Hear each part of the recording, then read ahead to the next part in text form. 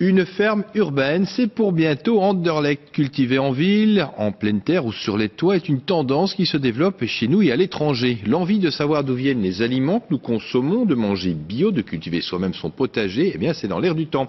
C'est ce qu'on appelle les circuits courts. 65% des Belges réclament d'ailleurs plus de soutien pour cette agriculture de proximité. Résultat de notre enquête Solidaris RTBF le soir sur l'alimentation. À Gembloux, des chercheurs travaillent sur des innovations qui permettront de développer l'agriculture en ville. Céline Liégeois. Nous sommes à Gembloux, dans un étrange laboratoire. Ici, la salade pousse dans des billes d'argile, grâce à de l'eau enrichie par des poissons qui se trouvent juste en dessous.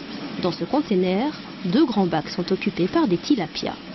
Leurs déjections sont filtrées par des bactéries avant de servir d'engrais aux plantes cultivées dans la serre. On ne va pas mettre de fertilisants pour les plantes. Ce sont les déjections des poissons qui naturellement vont produire les éléments nutritifs pour les plantes. On pourrait produire ici poissons et salades pour 5 à 10 familles avec 10 fois moins d'eau que dans un jardin. Des estimations qu'il faudra vérifier pendant 2 ans. Parmi les objectifs, prouver qu'il est possible de développer des cultures dans les centres-villes. Il est attendu qu'on ait plus de 9 milliards d'habitants en 2050, dont 75% dans les villes. Ça signifie qu'on aura plus de 7 milliards de personnes en ville. Il faut donc trouver les bons moyens pour nourrir cette population. De plus en plus de citadins cultivent des légumes. Le phénomène gagne les toits de nombreuses villes comme Johannesburg, New York ou Hong Kong, l'une des villes les plus densément peuplées au monde. La ville consacre plus de 6% de sa superficie à l'agriculture urbaine. Chez nous aussi, les légumes prennent de la hauteur. Sur le toit de la Bibliothèque royale, par exemple, ou sur celui de Jean-François. Il fait pousser ici plantes aromatiques, fleurs et même quelques légumes. Je vous présente Sa Majesté le chou et sa compagne ou son compagnon le chou rouge, un peu plus maigre. Une culture à toute petite échelle donc, mais suffisante pour retrouver certaines saveurs et le rythme des saisons.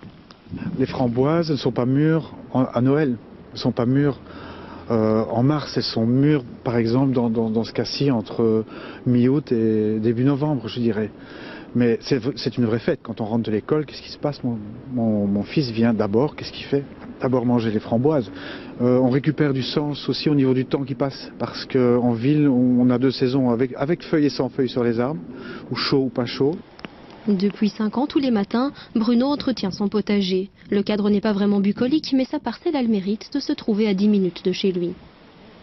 C'est une qualité de vie, c'est une vie différente, proche de la nature, et j'ai envie de m'approcher de cette vie-là. Vous n'aviez pas de doute au départ sur la qualité des légumes? Vous savez, dans la campagne, les agriculteurs utilisent parfois des engrais chimiques qui fait que les légumes sont peut-être moins sains pour la santé concernant la méthode de culture. Le terrain appartenait à la SNCB et était inoccupé. Particuliers ou SBL peuvent en profiter aujourd'hui et la commune organise des formations en maraîchage par exemple. Pourtant, au départ, les conditions n'étaient pas vraiment idéales. Ce sont des terres de remblai par exemple.